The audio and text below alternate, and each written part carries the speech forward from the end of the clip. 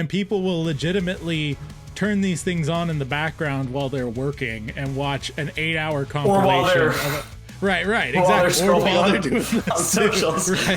Right, that's just true. to fry their brain more. Right. Greetings, soldiers of the Poets at War Creative Network. You're attending Creators and Crusaders, a conversational podcast hosted by Joshua David Ling, Alexander Robertson, and Brendan Sunshine. Second Friday of every month. Today's honored combatant is Jesse Marsalis. Used or misused, that right is not decayed. We make still by the law in which we're made. Yeah, there he is. Oh. He was on his way back. Oh boy. Well, he is back. And is that's the wall. That's the wall. I recognize that wall. I figured you would. That is the window that I first saw the hulking and incredibly intimidating silhouette of the figure that we all know as Joshua David Ling.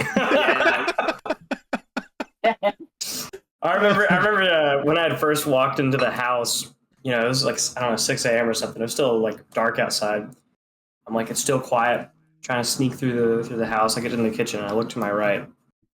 And sure enough, I see Joshua, but he's only silhouetted. And I'm like, I'll talk to that. Because I wasn't going back to bed. It was so funny. When you came in, it was this. I was dealing with some folk who were, you know, just kind of, you know, and rightfully so to some extent, but not complaining because that's a sin. They were, you know, trying to get used to everything. This is Hazel, by the way. This is my daughter. You know, say hi to Mr. Jesse and Mr. Brendan and Mr. Alex. Hello. Hi, Hazel. I'm ready to get to bed now. All right. Good night. Mwah. Usually we kick off with her going to bed because it's about that time. Any which way. So yeah, when you came in, you know, some people were still trying to get used to all the crazy of the house because, you know, all the not finished stuff and him being sick and whatnot. And when you came in and started talking about it, you were like cackling. You were laughing so hard and trying to keep quiet about everything. You were like, I slept in my car last night. It was great. And I was just like, yes, this is exactly what we need in this situation. Someone who's got a great attitude about this craziness. Well, hopefully I don't have to do that again. I have to call a buddy in Dallas Fort Worth for the conference that we got next week. Because I realized my family, I'm getting there a day before my family is. So I will be there without a place to sleep currently because I just haven't figured it out yet. I was actually supposed to call earlier, but then I had to take another client. Whatever. It's fine. I'll be okay. Right? Yeah. We'll get it figured out in the end. Oh my goodness. Yeah, I know how that goes. And I wish I could be there. I really do. Fight Laugh Feast conference is a fun thing to do. So yeah, but y'all are holed up in Georgia with all that storm management. So yeah, there is that. No worries there. I wish I had Adrian. I wish I had a more sophisticated background because my setup looks significantly cooler than just about everything else in my room. Very cool. So, yeah, finish that. Oh, heck yeah. Fantastic. That's amazing. I don't know if I ever showed. I don't know if I ever showed any of you guys that on the trip. So no, that is really awesome. Cool. Now you get a really cool. little sneak peek of that. That was handmade like 3 years ago. I haven't really done much since. No, I did. I'm gonna go grab something else real quick. And off he goes. Well, while he's moving around, I can introduce y'all to Jesse Marsalis, part of Page 50 crew out there in Louisiana. Cool guy. Met at Alex's wedding. Alex knew him from Fight Laugh Feast conferences and those. I will guys. not be able to hear what anybody else is saying for a moment because I can't have my headphones and show the awesomeness. at the same time. Nice. Holy cow. Star cool. Killer's mask. Hey, you got it. Wait, I heard that. Oh, that's amazing. I can't hear anything else now. let me see what you're saying. Incredible. What are you saying? Wow. Star Wars nerd is going off. Star Killer's Mask from what? Force Unleashed 2? I think it's the first one. It was like a DLC or something. I just always remember. I know the games really you're talking about. I know the character you're talking about. I don't know that I've ever seen that, just because I didn't really play the games. So but yeah, it's just.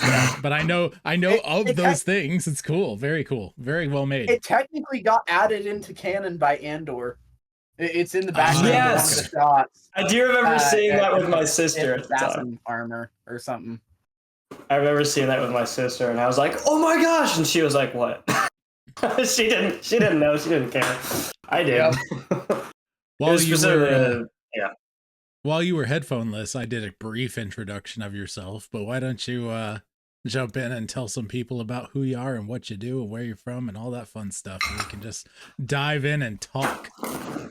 Yeah. All right. Let's get into this. So, I'm Jesse Marsalis. I am a full-time media producer. I do marketing. I do videos. I do emails.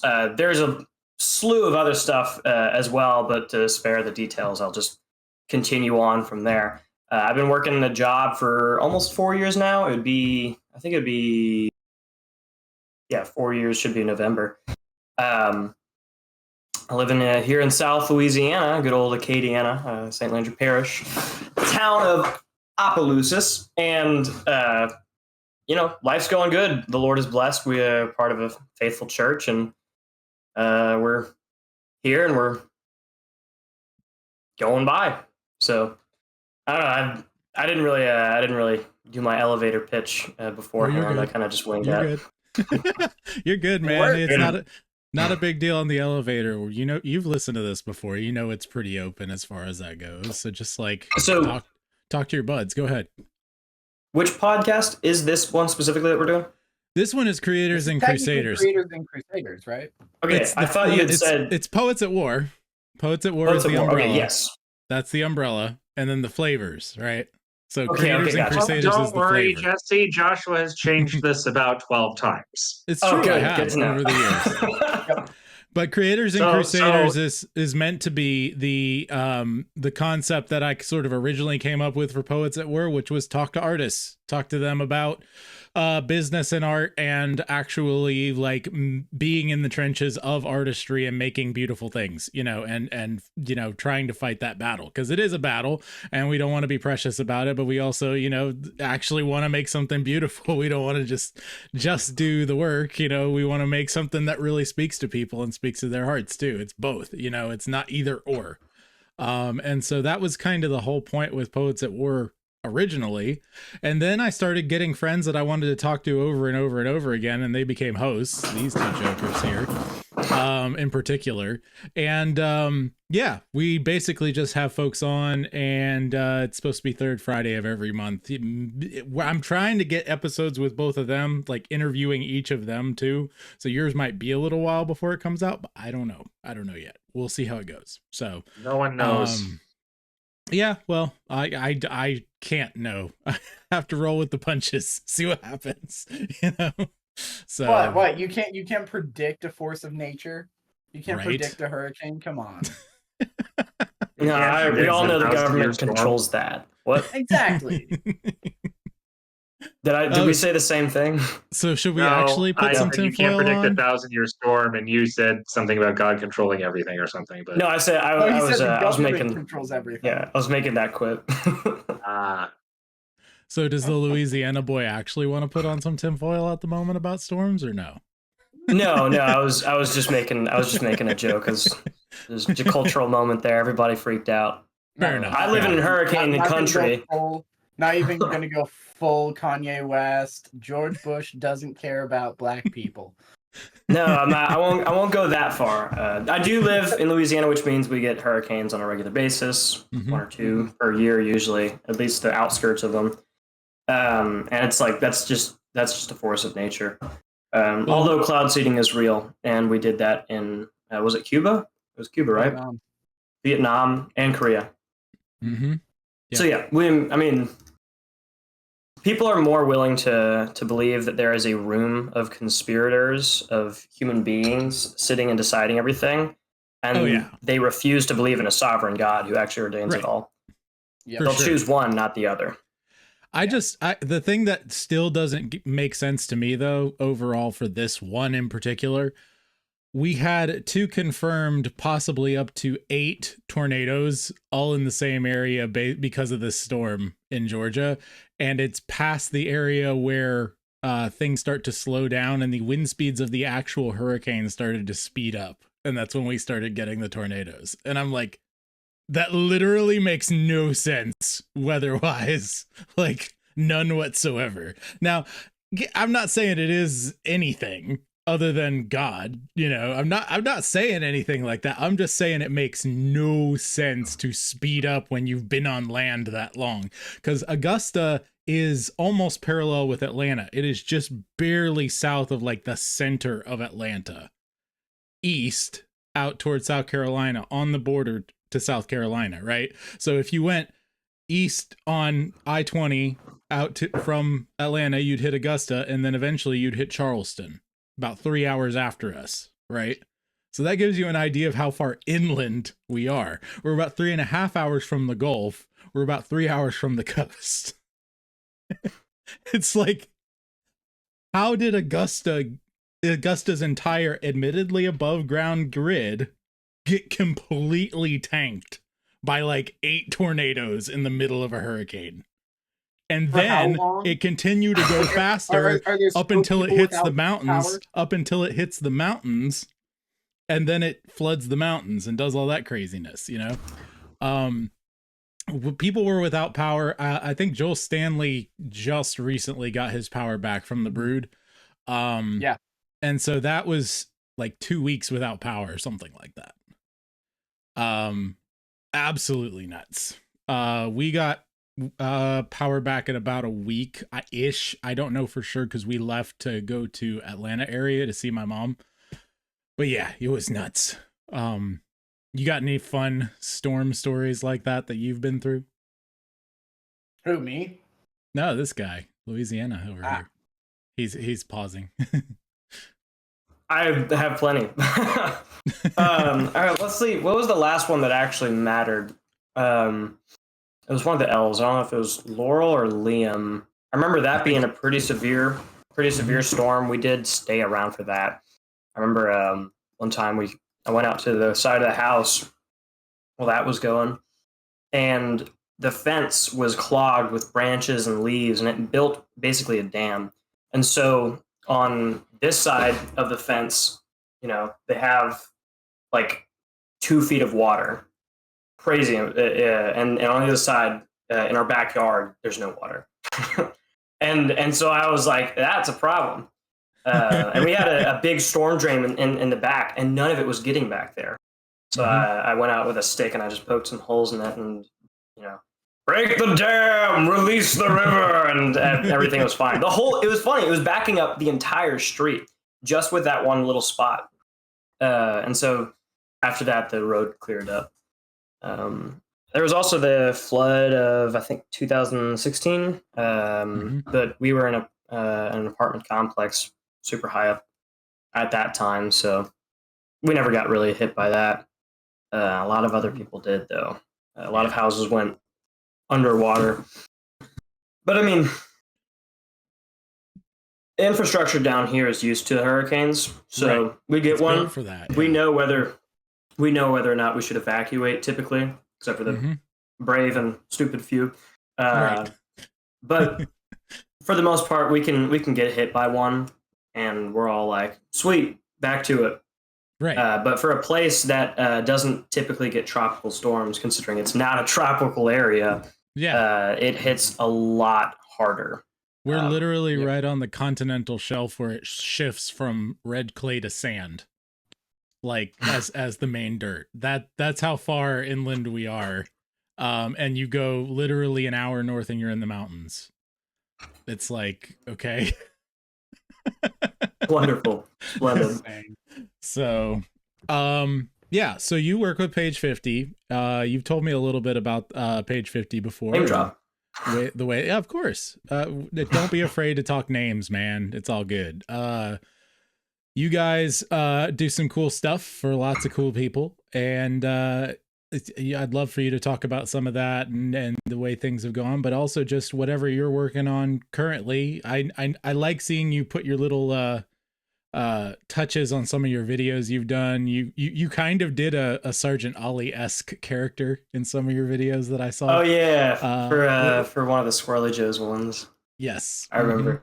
I would love to tell you all about it, but I did just run out of my first cup of tea. Oh boy. So that means I have to go. I have to go and pour the other one because that's absolutely essential. Plan commercial blank. Yes, go. One of you, quick, Brendan, quick, sell. Attention, warriors of the imagination. Take a breather as we navigate the commercial battlefield. Meet the Brood, Alexander Robertson.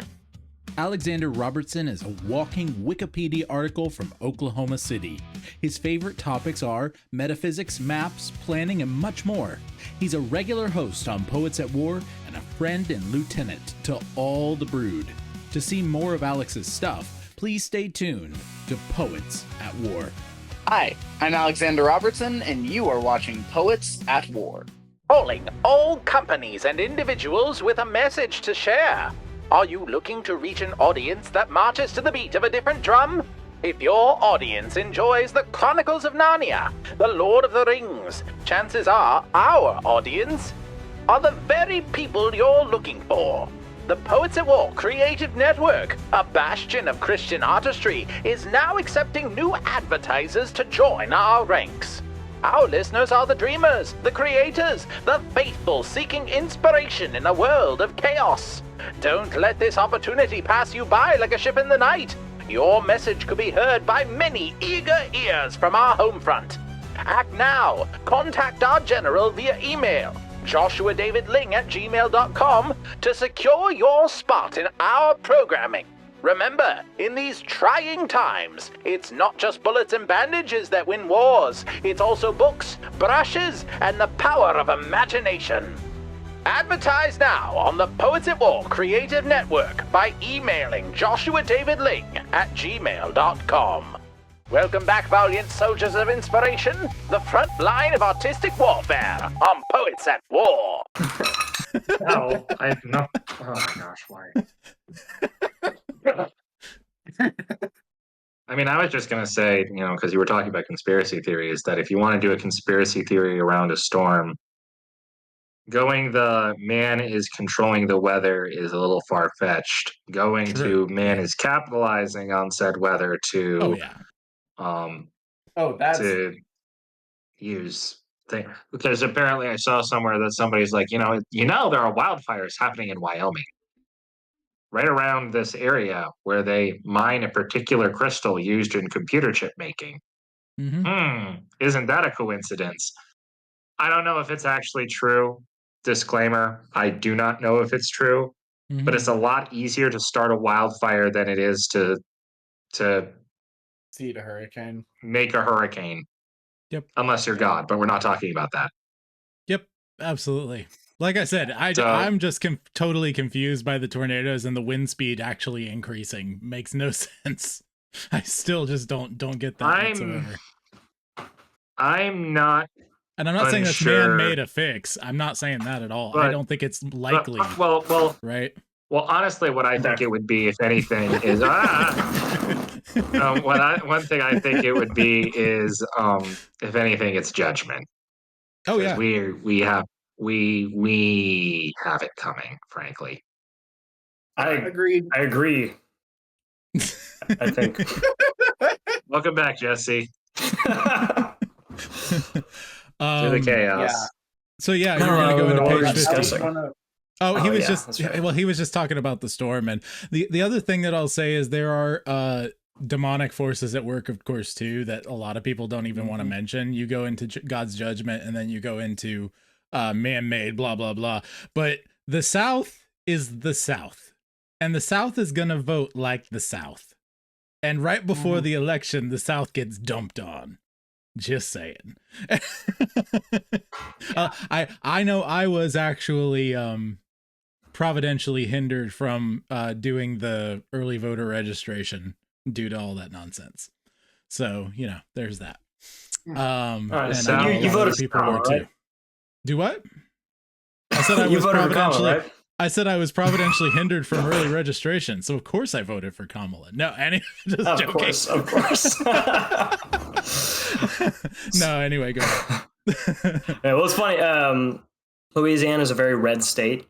The whole state is pretty much just there's no purple, except for Opelousas, which is just the one blue dot. Opelousas and New Orleans are the two blue dots in the whole state. To no that makes it one's purple. surprise. Yeah, no one's Baton surprised. I Isn't think Baton Baton Rouge is more purple, but Interesting. it's probably blue. But there's enough blue collar workers there that it kind of evens out a little bit. But definitely New Orleans and Opelousas are the two little blue dots, and that makes working for people around here particularly strange because nobody is really convicted as a Christian. It's not to say that we only work with Christians at Page 50. That's not true. Actually, we never even started out that way, and we aren't there either. But there's a weird thing where Christians have a better work ethic than people who aren't Christians, which is crazy. I don't know what the common factor there is. But I don't know. Let's say it's just some clients who make weed their god are not as helpful as those who make God their god. So, especially whenever they try to call you at 11 p.m. Because they had an epiphany. Oh, or classic. an epiphany, whichever one it was. I don't know. So, what Page 50 looks like day in the life. I guess today was a very strange one. This whole month has been super busy, but today we had a shoot. We're doing a rebrand video. By the time this video comes out, this podcast comes out, I'm sure our rebrand will be launched. We're doing a rebrand video, and so we had a bunch of pickup shots for that earlier today. So the whole office was just a complete like chaos from like 12 to 5. And before that, I was just working on doing some emails, which actually email wise, my favorite client. Do you guys know Squirrely Joe's? I think everybody knows Squirrely Joe's. Yeah. They're so fun because they're just like, do whatever. They're like, do whatever. We know you know what you're doing. Go ahead. Right. And so we get to make all sorts of. If you aren't signed up for the Squirrely Joe's email, go right ahead. You should. they're also tons of War. fun. Also, Squirrely Joe's sponsor Poets at War. I like coffee. I like tea. I like those things. And they make good coffee. It is very good. That's actually how I met Alex in the Squirrely Joe's coffee line at Fight Laugh Feast last year. That is correct. That was over a year ago. Yeah. So it's tons of fun because let's say with the Squirrely Joe's emails, before I was assigned to them, they were kind of just once a month selling one of their coffees, one of their blends. It wasn't really working out. And whenever I got handed the assignment, I figured something's not really working here. This brand is fun, and these emails are not fun. So I was like, something has to change. So I think this was around the time that Trump got arrested. No, whenever he got convicted on 34 counts. We made an email with the promo code 34 counts to get 34% off of your purchase. Because we were relaunching the way we were doing emails from once a month to a weekly satirical email. Think sort of like Babylon Bee in a way. It takes a cultural moment and it just says what that is. And the point of satire is you're not telling people what the joke is. You don't tell them the punchline. You just assume the joke already. Yeah. Hang exactly. Yeah. Mm-hmm. So for that, it was, I think the that was before we had the satire really locked into place. But the headline was something like "Attention, Potential Political Prisoners," because everything going on with that, and everybody knew it was happening, and so that actually blew up it got something. It was like a 500% increase in conversion rates, and I was like, okay, I think we're working out. So we just decided to continue doing that, and over the months since June, it's blown up. The sales have exponentially increased, and the Lord's really blessed it. So it's been that's probably one of my favorite clients, just for the email's sake, but also for the video's sake. Yes, I think it was right along the time that I did that first email that I also made a little. I just had the inspiration to make this classic 1940s, 1950s style advert, and I was like, I cannot let this idea die. So I got into the office early one day. I wrote down a script. I recorded it in like a radio broadcaster voice, and then I went and edited it for about 2.5 hours. And whenever I'd shown my boss later on, he was like, "Why did you make this?"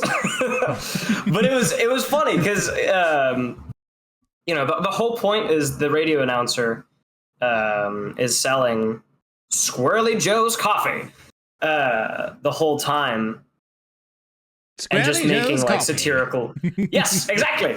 I don't remember what the philosophy that I had, not philosophy, what the characters I was melting together. Yeah, what the inspiration was. It was for, but I just made it, and I thought it was funny, and I was like, let's just give it over to Joe and see what he thinks, and he seemed to like it. So I don't think that's gone up anywhere yet.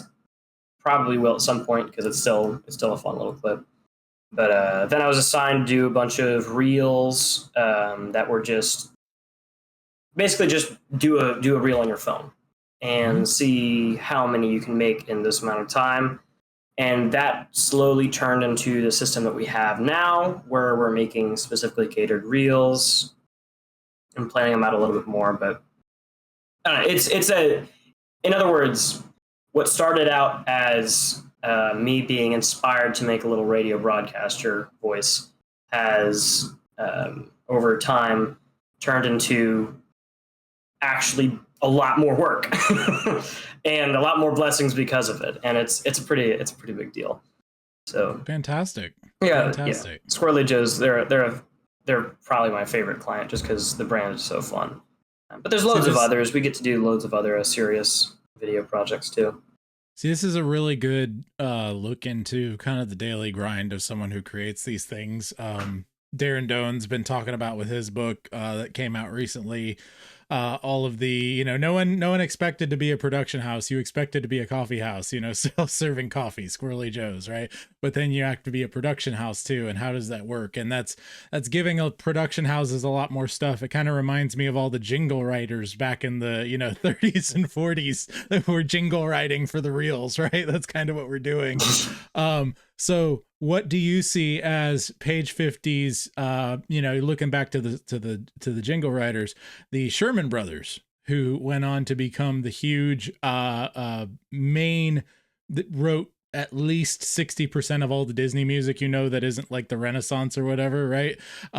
What is Page 50's Mary Poppins, the big break, to do something huge or whatever? Not that the little stuff, it doesn't matter. I'm not saying that. The little stuff is awesome. We should be faithful in the little, to get to the big. But to you, what if you had your druthers? What would be Page 50's Mary Poppins? We've had it yet. I think we've had that you have it. I'm saying, what would it be? What would it be? What would it be? Yeah. Probably. I don't know. I'm seeing a trend of documentaries going on right now that spark people to a lot of fame. I would reckon it would be a documentary style movie that we would produce. Look at. I just saw Seth Gruber's 1916 project just came out free on X like today. So I haven't gotten around to watching it, but something like that, or Matt Walsh's "What Is a Woman," or Matt Walsh's "Am I Racist?" Or you can see Babylon Bee's up and coming January 6th, the Most Deadliest Day. I think is that the name? Am I wrong on that? I haven't even heard about this one. Well, I'm seeing, and because they're production houses too. I guess that's the world I live in, but I'm seeing a trend of that happening lately, and it's actually getting people a lot more attention because AI is a good tool, but people are really tired of AI from all the Facebook and Instagram reel nonsense that's happening. That they're more willing to watch just straight up humans interact with each other. Right. So they're more likely to watch a documentary than what they were before. So I could see that being the big break. Probably a documentary. That's if things don't change in the up and coming culture. It is election year. Yeah. So exactly. We'll see what happens there. But I don't know. I could see it being a documentary. I could see it maybe some more creative media. Something I've wanted to do for a long time is make short films. That's not as easy as it sounds. No, it's not. But I know I would have the resources necessary, but I personally wouldn't have the time. And the truth is, you never have enough time. You just have to do it anyway. But I literally don't have the time. But I have considered lately. I might actually get into I have a few ideas and not scripts, but concepts written out of storyboards and whatnot that I could probably get some help from my brother, who's a wonderful writer, into doing. So I could see maybe a creative media being a thing, but it all depends where you put it. Definitely. If you put it on a small YouTube channel, nobody's ever going to watch it. But if you know the right people, it's going to blow up. And that's the whole thing with the documentary thing. Like, that's why I think it would be the big break, because with documentaries, you get to interview people. And the people who like those people will watch said interview in said documentary and know you now by name. So that's why I reckon documentary. Here's a tip: start a podcast to all those people, that you get to talk to that person, get the interview. It's like a documentary, but just longer, stretched out, right? They have a podcast. Oh, I know. Circuit. No, I wasn't telling them. I was talking to the listeners, right? That was what I was saying.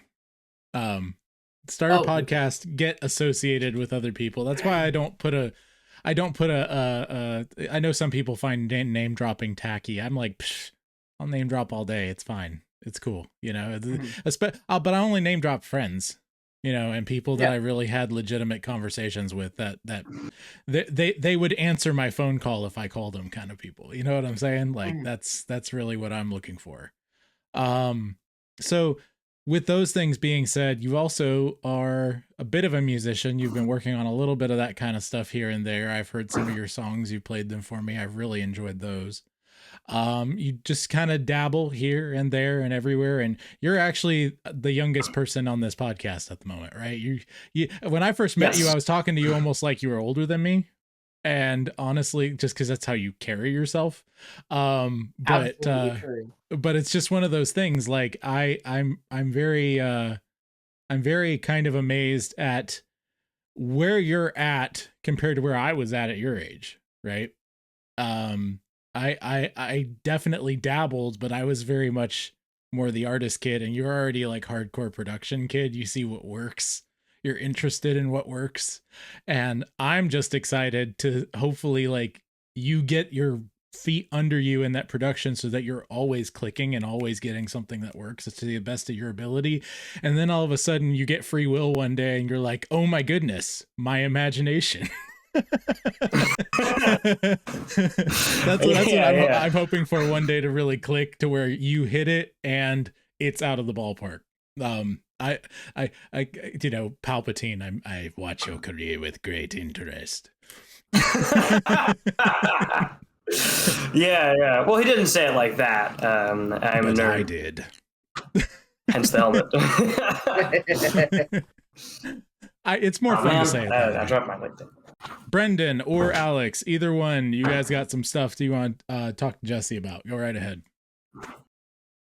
I've kind of dominated at this point. I am paying attention. I'm just grabbing something that I dropped.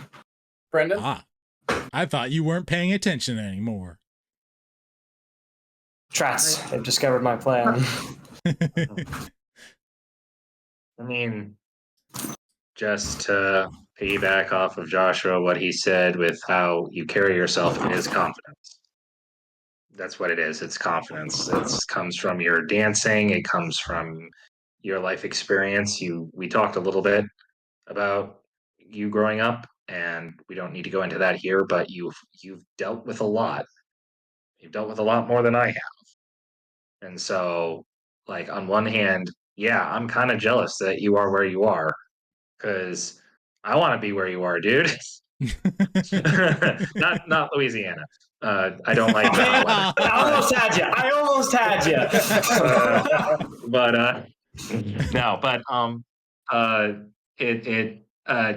No, like the fact that you are where you are is a testament to both God, because God is always involved, but also your ability to bounce back, and your confidence is another.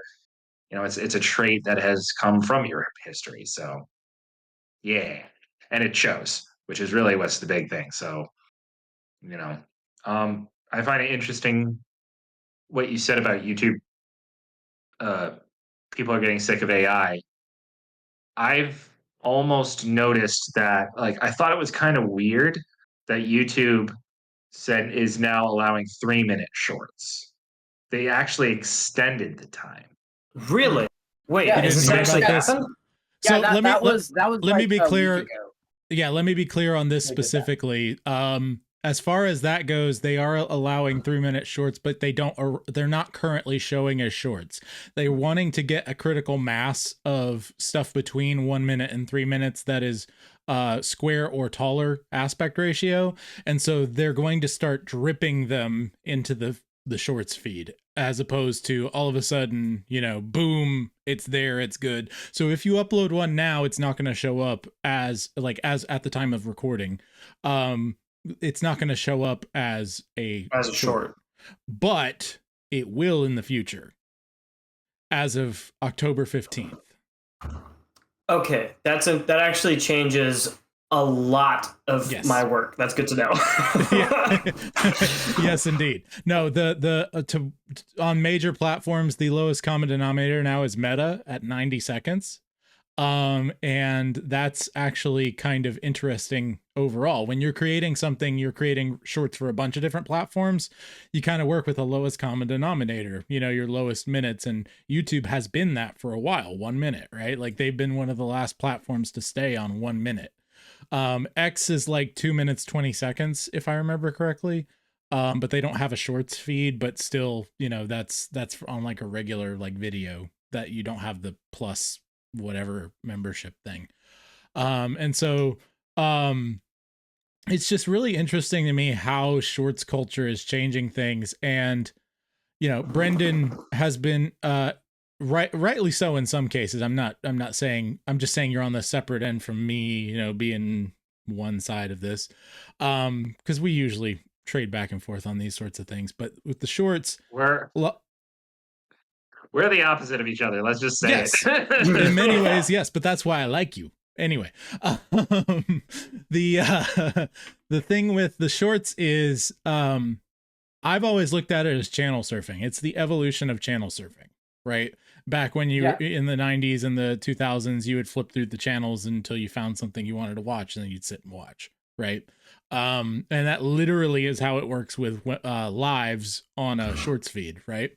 So I just go ahead. I had just articulated this with one of my coworkers earlier. We made a bank commercial, and he was asking if there were anybody had any notes for him for the edits he did, and nobody answered for like 2 weeks. Except he was in the office because he usually works about 40 minutes away. He was in the office today, and he was like, "Nobody gave me any notes," and I was like, "I'll give you some right now." But there was a few moments in one of his cuts where the comedic timing just didn't play quite right because there was too much time in between the jokes, and I'm talking like a quarter of a second. Oh yeah. I edit reels all the time. If you do not catch somebody in a quarter of a second, you lose them. Yep. Every time. And I had said, you probably need to cut that a little bit closer, because if this goes on something like cable TV or whatever, and somebody's bored of it who has their remote in their hand, they're just going to click to the next thing. But if you have them the whole time, bread and circus, right? Yeah. Give them just enough bread to be satisfied and just enough circus to keep them distracted. And you can actually use that in a good way, in a righteous way. That isn't just distracting them to do evil. Saw the eye roll. Go ahead, Brendan. Other side. side. I was gonna say I kind of want to dig in deeper on this and get your thoughts on the discussion that we've had. Well, before we get to that, before we get to that, I do want to hear what Joshua had to say, and I did want to make a comment on what Brendan said. Soldiers of inspiration, secure your fortifications. We're momentarily stepping back to regroup in the realm of commercials. Are you looking for thought-provoking Christian perspectives that bring unity across denominations? Then you'll want to check out Logosophia magazine. As a free online interdenominational publication, Logosophia publishes a variety of creative works like articles, stories, and poems on different theological themes each quarter. Their goal is to have respectful conversations that highlight our shared beliefs outlined in the Apostles', Nicene, and Athanasian creeds, as we clarify our differences. So if you want to dive deeper into your faith while learning from other Christian expressions, subscribe to Logosophia magazine today on their website or listen to their podcasts. We look forward to journeying with you. Citizens of the free world, sound the alarm! This is your cultural dispatch from the front lines of creativity. General Joshua David Ling and his valiant poets at war are locked in an epic struggle against the unholy trinity of artistic oppression. First, we face the insidious forces of boredom, turning free minds into enslaved masses. Second, the creeping plague of mediocrity, shackling storytellers with the chains of the mundane. And finally, lurking behind it all, the ultimate adversary, Satan himself, weaponizing tedium to ensnare the world in sin and sloth. But fear not, our band of bards stands ready, armed in the military styling of Tolkien and Lewis to combat the axis of ennui. Introducing Feed the Bard, one important way to support the ongoing efforts of your Poets at War. Your support keeps the Poets at War Creative Network, a bastion of artistic freedom, accessible to all. From epic poetry to stirring stories, we are crafting art that shatters the shackles of the humdrum. Though our fellowship may be small, our art strikes with the force of Andúril itself. Every coin you contribute arms our volunteers with provisions to keep their artillery aimed at the enemy and encouraging your hearts. Remember, we're fighting for the tales that truly matter, stories that awaken the soul and kindle the imagination. By supporting Feed the Bard, you're not merely helping General Ling, you're joining a quest to reclaim the realms of Christian artistry with unmatched style and substance. So take up arms, brave patrons! Feed the Bard today, and let us vanquish the forces of dullness with the combined powers of truth, beauty, and goodness. To support, please visit joshuadavidling.com/feedthebard. Feed the Bard, tuppence a bag.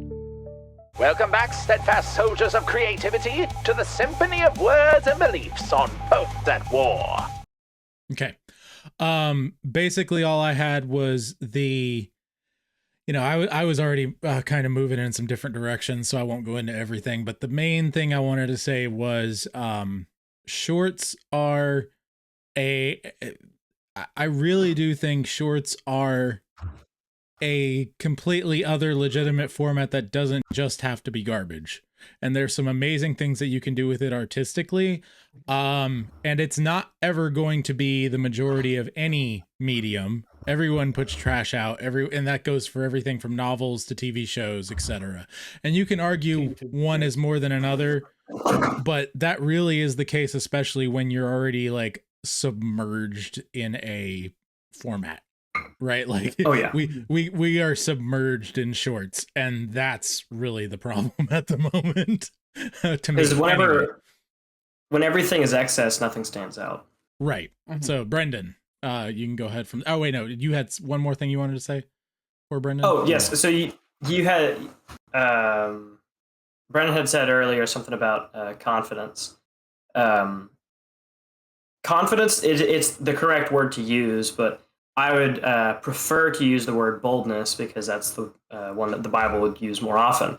I think it's 1 Timothy 3 or 4 that talks about do not let others despise you for your youth. I'm probably going to get it horribly wrong because I'm a human. We're okay with paraphrasing the Bible here. It's fine. Yeah, but the point is the zeal and boldness and courage that you have as a young man, you should aim that correctly to actually seek to please God.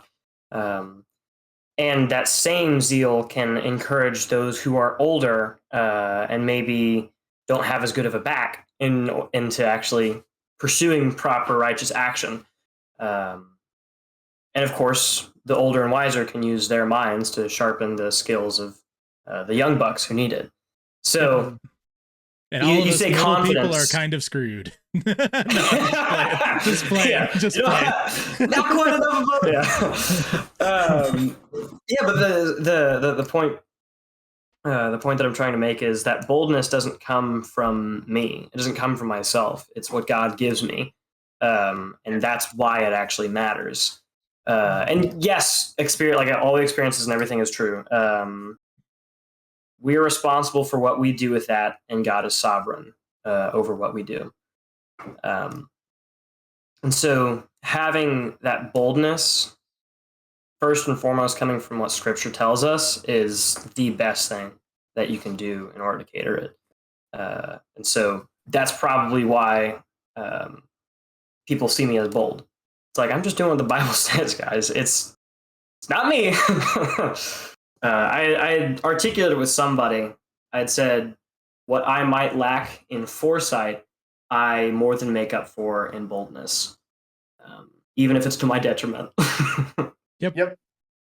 So, Brendan, go on shorts. Oh my gosh. I hate them. Yes. I hate them with a burning, fiery passion. They are like my thing for the longest time was that shorts are teaching and conditioning people to further have the bad habits of a low attention span and not thinking. The idea being how you practice is solidified, right? So because consuming media, however form, in the very academic sense of the word media in this case, consuming media is a skill. How you practice that skill will create habits, and those habits will change your brain chemistry and all of these other things, right? My thing was, the more that that short culture explodes, the more shorts we get, the more that people consume that, and the more that they binge watch it, you don't get anything good out of that, because all you are doing is creating a detrimental loop where people now have a lower attention span on average than a goldfish. What? Yeah. The average attention span of a goldfish is 4 seconds. The average attention span of an American is 2.25 seconds. Bring it out the shorter numbers. Attention span than a goldfish. Than a goldfish. That's ridiculous. And this happened. That's number average. happened. Yeah, average. That's average. That number happened before YouTube Shorts exploded. So my thing is, shorts are bad because one, they promote we have to realize I came from news, right? If it bleeds, it leads. That's true of shorts too. The kind of dramatic stuff, you're going to get. It's why it's called doom scrolling, right? Mm-hmm. You have that habit is being ingrained in you, so you're developing a level of pessimism which is unbiblical and unhealthy. You have the shorter attention span. So pre-mills. Pessimism is unbiblical. Now we're calling people out. And that please, I call out Baptists all the time. The fact that your attention span is now being shorter means that you are, in my argument, abusing your mind, similarly to an obese man abuses their body by shoving crap into it through their mouth. Mm-hmm. Right? And all of this is most frustrating because I do it too, right? I see myself falling into these traps and I hate it. Well, so when YouTube increased the short length, and what you just said about AI, there's this flood of AI, people miss human to human interaction, and they might latch onto that documentary. Also because the people who know the documentary will know the interviewers or the interviewees even will watch it and stuff. And you can also do Sundance Film Fest and other things that you could theoretically put it out. I don't know if we really want to go through the legacy media because all that stuff is slowly turning into a dumpster fire. But slowly. Okay, rapidly turning into a dumpster fire. I feel like they already threw the flaming dumpster off of the cliff. Yeah, that's basically what's happening. Free fall. Okay, yeah, it's in free fall at this point. So we might not want to jump into that particular dumpster fire. But my point is, you have that option. The fact that you said people are moving away from this, they're and YouTube is increasing the short length. Mm-hmm. I'm wondering if we have swung so far on the pendulum all the way to the short, that the natural tendency is now it's going to start swinging back the other direction, and we're going to start getting more long form content again. I hope so. Yeah, see whichever way the pendulum swings, you have to follow it, because not to be blown to and fro by the world, but that's just simply how a free market works. You see where people are, and you find the holes that are in that market, and then you plug it. And that means you have to be aware of where the tide is. If it's low tide, you don't set sail. There was something you had said. The thought escaped me now. I lost it. It's gone because I have a goldfish's attention span. Well, I think it had to do with the whole attention span. It's like a drug. If somebody's addicted to drugs, that's terrible. It's destroying their life, and it's evil, and you have to say, hey, stop it. And they're still going to do it anyway. Not apples to apples here, but doom scrolling on social media is a destructive habit. And people are going to do it whether or not people tell them, hey, this is bad. They're aware it's bad. And it's like sin. It's bad, and you do it anyway. At the end of the day, though, what we do isn't what matters. What matters is the fact that we have an advocate, and that is Christ. So even if you doom scroll on Facebook for 3 hours a day with a 2.25... But should we sin that grace may abound? No. I know. God forbid. By no means. Metanoia. Yeah. No, it's not to say like grace abound, but it is to say that there is grace. Right. And it's not to say that scrolling a shorts feed is sinning, because that's not it. But if it's your God, then it is a sin. Well, now if you're full on tripping on ayahuasca, you're probably in the bad. But if you're taking, maybe an anesthetic because you're going into surgery, probably all right. That's the range of drugs, right? And it's the same with shorts. Like if you're working in the shorts feed because that's your job, it's different from doom scrolling for a long time. I actually had a problem where I would doom scream in the evenings, and what I did is I set an app timer where if I was on any socials for longer than 15 minutes, it just locks out for the day. That's it. It's done. And I'm like, great. Right, but I would also argue that creating for that loop is bad. It's why I tried to get out of news and have gotten out of news, because I was looking at what I was making and I'm like, this isn't good, this isn't true, this isn't beautiful. I am participating in the problem. If you're creating bad news, but if you're creating good news, that's different. Right? And you didn't have creative control over that. So I'm with you. I'm with you. Right. Oh yeah, we've had some clients. Let me tell you. I was supposed to make a reel today, and I had to be like, I can't make this. Without going into like a lot of details, it was a urologist clinic, and I was like, hey, I can't make this. Like we can't do this. Not because it would be bad for the feed or anything. It was just I wasn't gonna make a reel on that. And so we've had things like that happen. If you're contributing in a negative way to either society or a shorts feed in this specific instance, it's probably best to get out of it. But it's not to say that the thing itself is inherently evil. Is what you do with it. Mm-hmm. Well, I don't think there's anything good about it. Right. That's the thing we're having a hard time convincing Brendan of. There is... name for me a good trait of shorts. Information. Information. And I saw essentially commercials for a lot of creators that I've watched both their short and long form content and been incredibly edified by them. Constraint breeds innovation.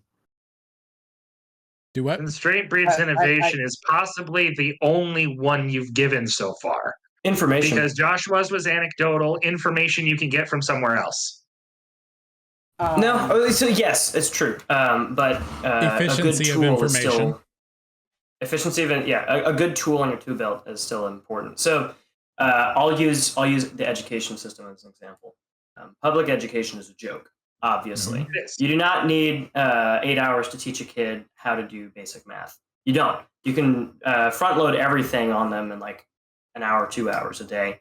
And then the rest of the day, they can either study more and excel even further in their classes, or they can do like housework, or they can get a job if they're if they got a good back, might as well. Exactly. So the point is, there is a system that is inefficient and inherently evil as a public education system. Where you're not actually educating somebody. Education is formation, and if you're not forming them to be in the image of Christ, you're forming them to be in the image of man. And obviously, public education doesn't do that. So, with something, public education, it's K through 12. It's 12 years. Comparing something from 12 years to 60 seconds is not the same thing. However, the point still stands. You do not need 12 years to accomplish what homeschoolers can do in a lot less time. And you do not need an hour to explain something that you can say in 60 seconds. The whole point of the shorts feed is if you don't catch them literally in the first quarter second, you lose them. Mm-hmm. They're gone. Yeah. They don't care. They slide past. But if you got them for that first quarter second, you need to make sure that whatever you say in the next few seconds is important and engaging enough for them to stay around. That's just because people's attention spans are garbage. That's fine. But it's also, it's literally the movement of a thumb. If you have a tick or something, you're just going fast. But if you can load the first 10 seconds of information into that reel where they actually feel like they're getting something, you got them for the rest of it. And you can take them wherever you want. You can even say at the very end of it, like, this was all a joke, by the way, I was just pulling your leg. And they'll find it funny. So it's that efficiency, like Joshua said, it's that efficiency of information where you can give somebody something that they actually can care about within 60 seconds, or apparently 3 minutes now on YouTube, which I don't see that performing well. We'll see. We'll see. We'll see. I think it's good. It's more for the music industry than anything, to be honest with you. I really do. Because most songs are under 3 minutes. You know what I mean? I really do think that was the main impetus, not people wanting longer shorts, because they could have gone to 90 seconds like Facebook and just done that. You know what I mean? I really think that the reason for the length is music industry. I want to get back to this if, Jesse, you have time after we finish recording, but I want to get to one more thing before we get to your plugs and stuff like that. The opposite end of the spectrum is absolutely blowing up on YouTube and almost no other platforms right now, and that is what I call sleep content, right? Not just ASMR, right? But like giant compilations, like 8 hours of me playing Fortnite, or whatever it is, right? And people will legitimately turn these things on in the background while they're working and watch an 8-hour compilation. Right, exactly. Or while they're doing this on socials. Right. That's just true. to fry their brain more. Right. But this is the other thing to me. ADHD. but also to quote Hans Feeney from Lutheran Satire, napalming your dopamine receptors.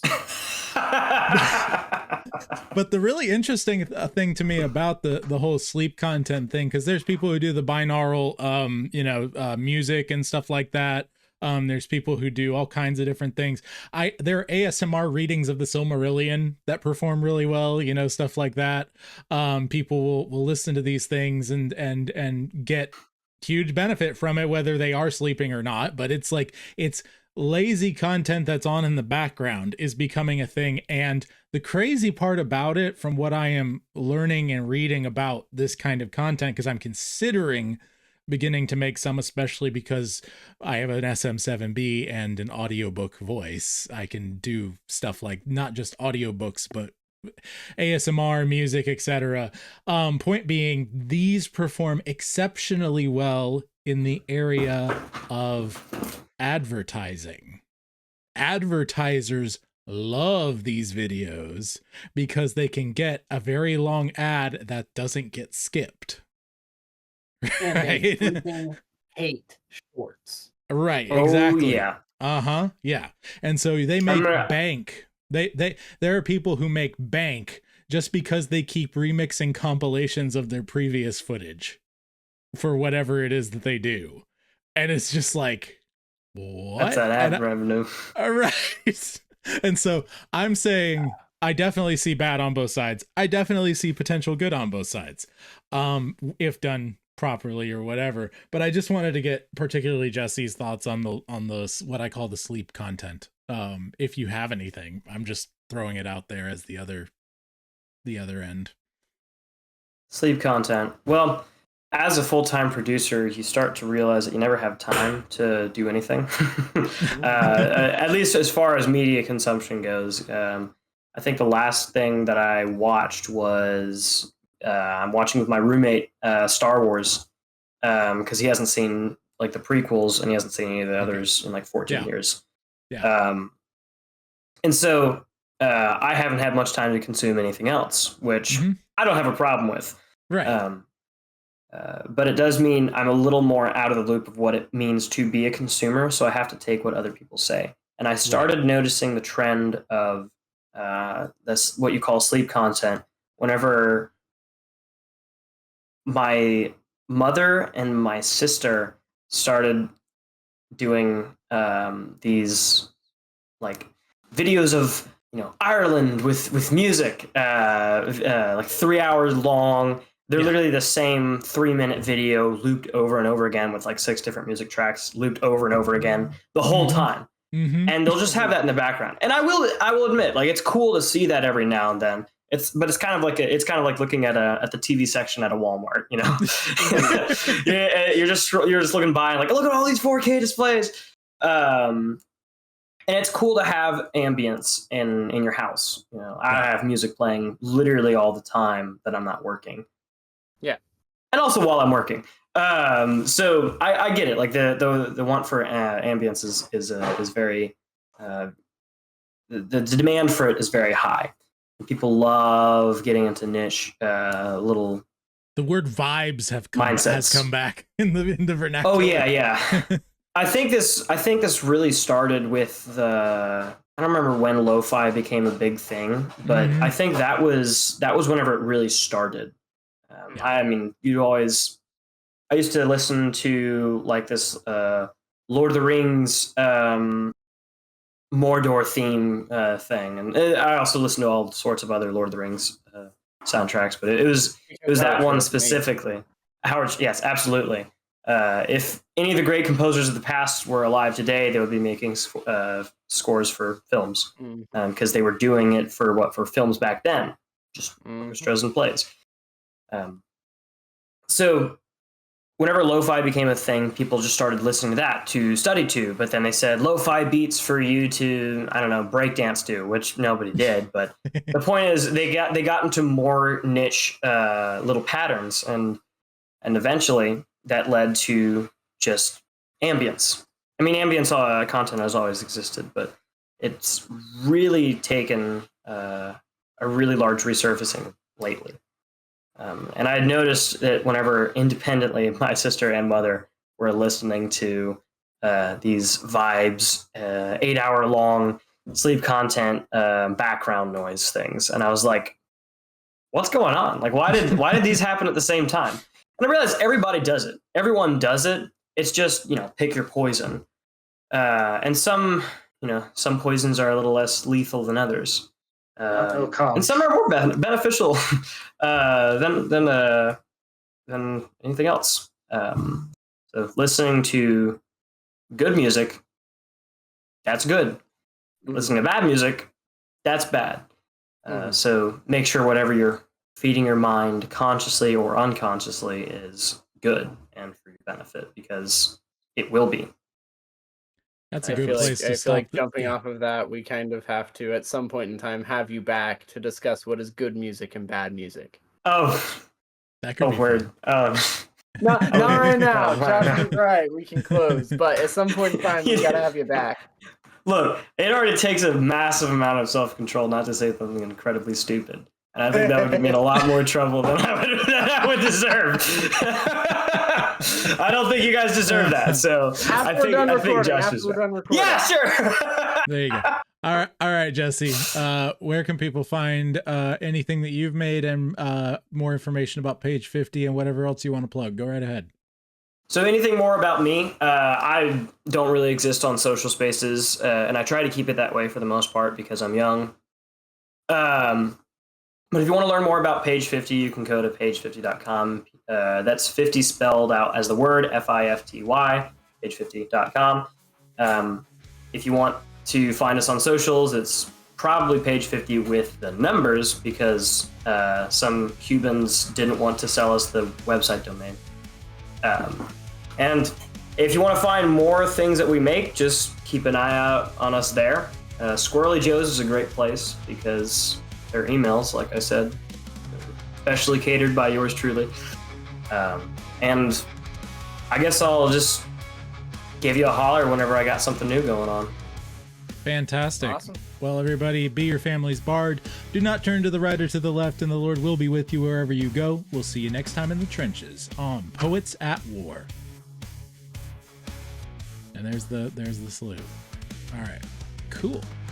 Used or misused, that right is not decayed. We make still by the law in which we're made. This has been Creators and Crusaders on the Poets at War Creative Network, a conversational podcast hosted by Joshua David Ling, Alexander Robertson, and Brendan Sunshine. second Friday of every month. For more, visit joshuadavidling.com.